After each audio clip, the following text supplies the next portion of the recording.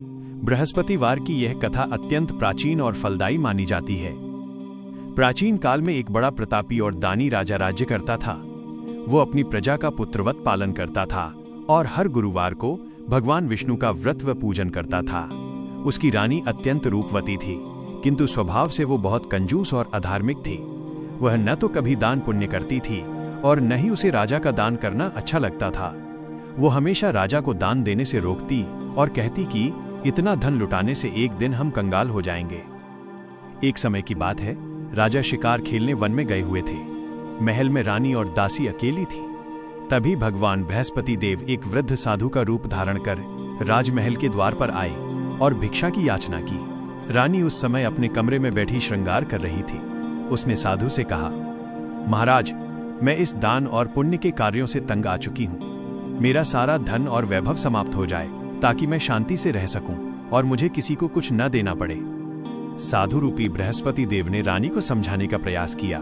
हे देवी, धन तो लक्ष्मी का रूप है, इसे शुभ कार्यों में लगाना चाहिए। भूखों को अन्न देना और प्यासों को पानी पिलाना ही मनुष्य का धर्म है।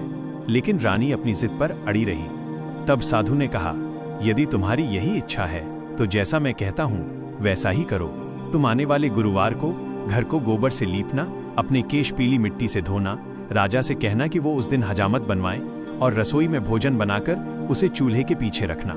ऐसा करने से 7 गुरुवार के भीतर ही तुम्हारा सारा धन नष्ट हो जाएगा। रानी ने ठीक वैसा ही किया। अभी 3 गुरुवार ही बीते थे कि राजा की संपत्ति कम होने लगी। 7वें गुरुवार तक राजा का भंडार खाली हो गया, हाथी घोड़े मर गए और राजा दाने दाने को मोहताज हो गया। विपत्ति के मारे राजा ने सोचा कि यहाँ रहने से अच्छा है कि मैं परदेश जाकर कुछ कमाऊं। राजा दूसरे देश चला गया और वहां लकड़ियां काटकर अपना जीवन यापन करने लगा। इधर रानी और उसकी दासी की हालत बहुत खराब हो गई। कई दिनों तक उन्हें भोजन नहीं मिला। एक दिन दासी ने रानी से कहा, रानी जी, आपकी बहन पास के नगर में रहती है, वो बहुत धनी है, क्यों न मैं वहां जाकर कुछ मदद मांग लाऊं? रानी की सहमति पर दासी वहां गई।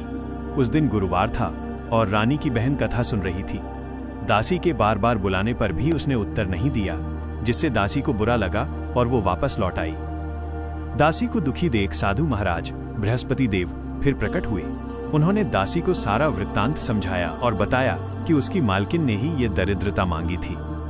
साधु ने दासी को चने की दाल और गुड़ देकर गुरुवार का व्रत करने को कहा।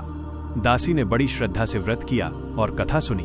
उसकी भक्ति से प्रसन्न होकर बृहस्पति देव ने उसे 2 पैसे दिए, जिससे उसने चने की दाल और गुड़ खरीदा और रानी के साथ मिलकर प्रसाद ग्रहण किया। धीरे धीरे रानी को भी अपनी गलती का एहसास हुआ। उसने भी दासी के साथ मिलकर विधि विधान से गुरुवार का व्रत और पूजन शुरू किया। भगवान की कृपा से राजा को परदेश में बहुत धन मिला और वो वापस लौट आया। रानी का महल फिर से धन धान्य और खुशियों से भर गया। राजा और रानी ने संकल्प लिया कि वे जीवन भर गुरुवार का व्रत करेंगे और परोपकार में लगे रहेंगे। इस कथा का सार यही है कि अहंकार और कंजूसी पतन का कारण बनती है, जबकि श्रद्धा और सेवा से भगवान बृहस्पति देव की असीम कृपा प्राप्त होती है।